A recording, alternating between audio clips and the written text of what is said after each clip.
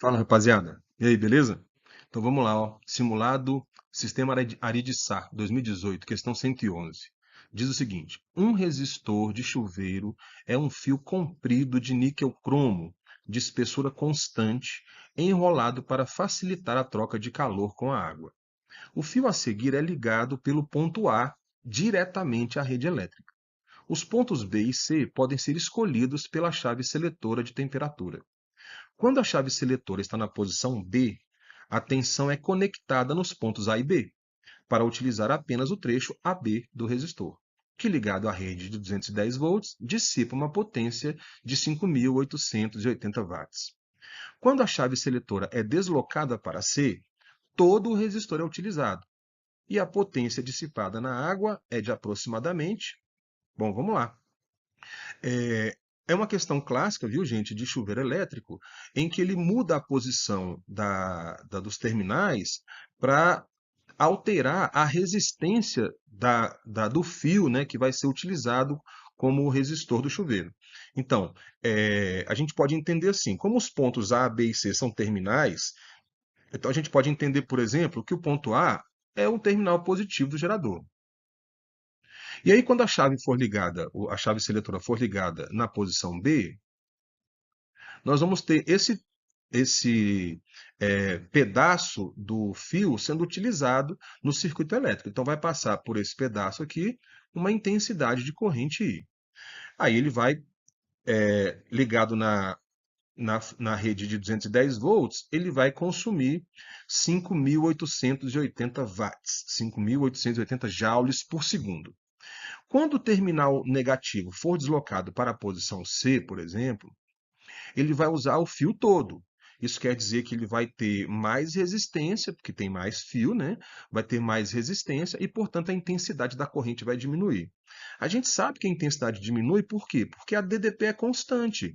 Nos eletrodomésticos, o que muda é a resistência. E a resistência provoca mudança de corrente. A voltagem é mantida constante, que são os terminais da tomada do aparelho. Então, quando a chave for ligada entre A e B, a gente vai ter uma corrente passando pelo circuito. Quando a chave for ligada entre A e C, uma corrente menor, porque vai ter uma resistência maior. Então, isso já mostra para a gente que a potência consumida vai ser menor também, né? Porque se a voltagem é a mesma e a corrente diminui, porque a resistência aumentou, a potência consumida também irá diminuir. Então, é como se a gente passasse o chuveiro da posição inverno para a posição verão. Então, se na posição verão, na posição inverno, ele consumiu 5.880 watts, na posição verão deverá ser uma potência inferior. Então, a gente tem aqui essas duas possibilidades, letra A e letra B. Então, vamos ver. Nessas questões clássicas, galera, em que ele coloca para a gente uma situação anterior e uma situação posterior, né, um antes e um depois, a relação matemática entre o antes e o depois, ela surge das constantes. O que é mantido constante no problema? A voltagem.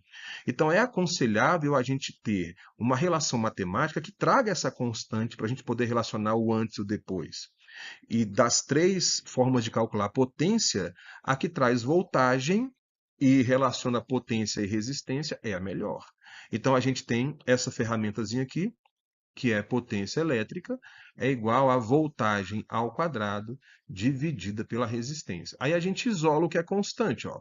O ao quadrado é igual ao produto da potência pela resistência do fio. Então, como é constante nos dois casos, o produto potência e resistência também é igual nos dois casos.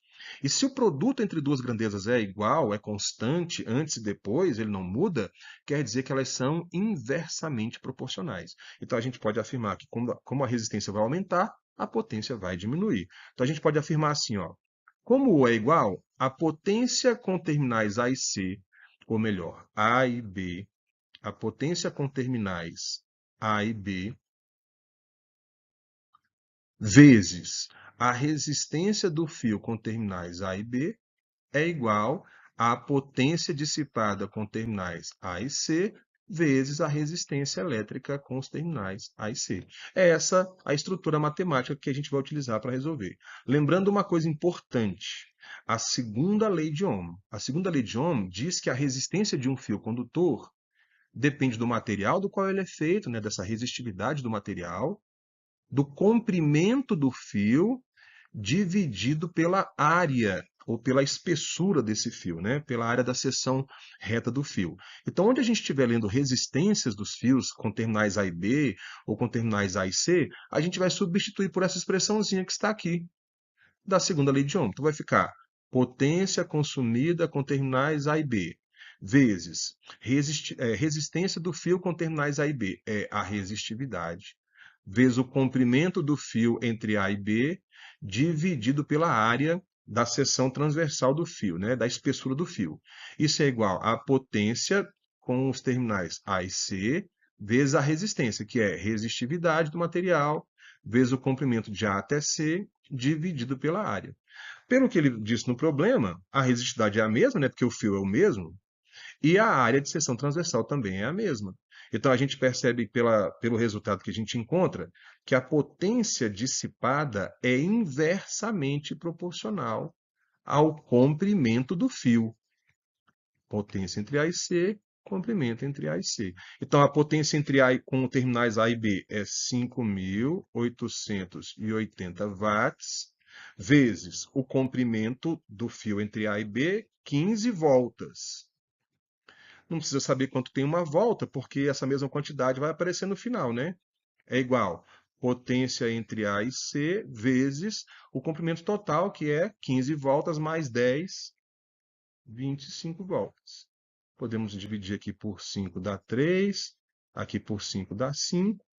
Potência entre A e C é igual 5.880 vezes 3 dividido por 5, 3.528 watts. Beleza? Então é isso aí, galera. Um abraço. Vamos estudar, hein?